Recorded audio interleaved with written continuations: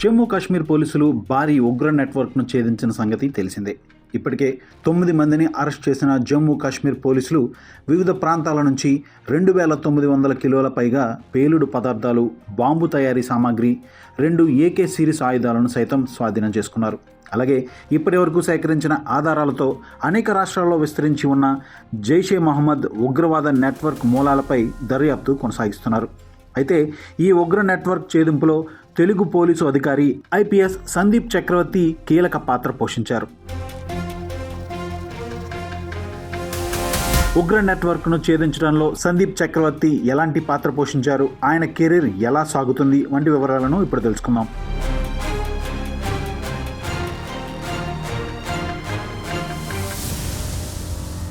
సందీప్ చక్రవర్తి ఆంధ్రప్రదేశ్లోని కర్నూలు జిల్లాలో జన్మించారు.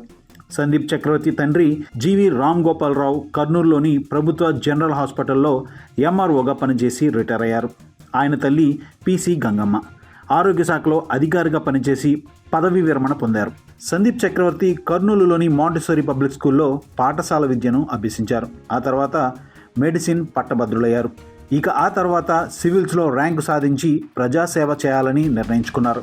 ఈ క్రమంలోనే 2014లో IPS అధికారిగా ఎంపికయ్యారు. ఆయన ప్రస్తుతం శ్రీనగర్లో సీనియర్ సూపరింటెండెంట్ ఆఫ్ పోలీస్గా పనిచేస్తున్నారు.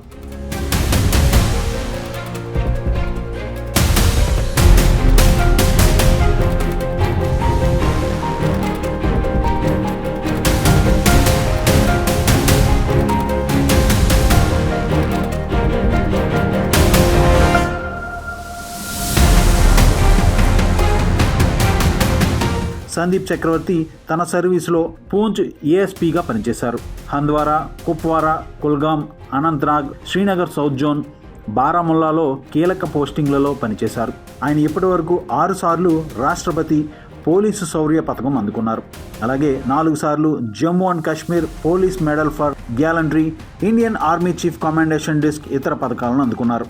జమ్మూ కాశ్మీర్లో ఉగ్రవాద నెట్వర్క్లను గుర్తించడం, అణచివేయడంలో సందీప్ చక్రవర్తి కీలక పాత్ర పోషిస్తున్నారు.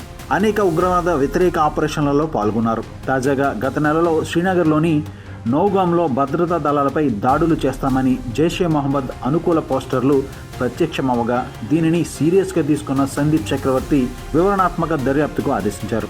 ఈ క్రమంలోనే CCTV ఫుటేజ్ ద్వారా గతంలో రాళ్ల దాడితో సంబంధం ఉన్న 3 జైషే మహమ్మద్ అనుకూల వర్కర్లను గుర్తించారు. వారి అరెస్టు లోతైన ఉగ్రవాద కుట్రను బహిర్గతం చేసేందుకు దారితీసింది.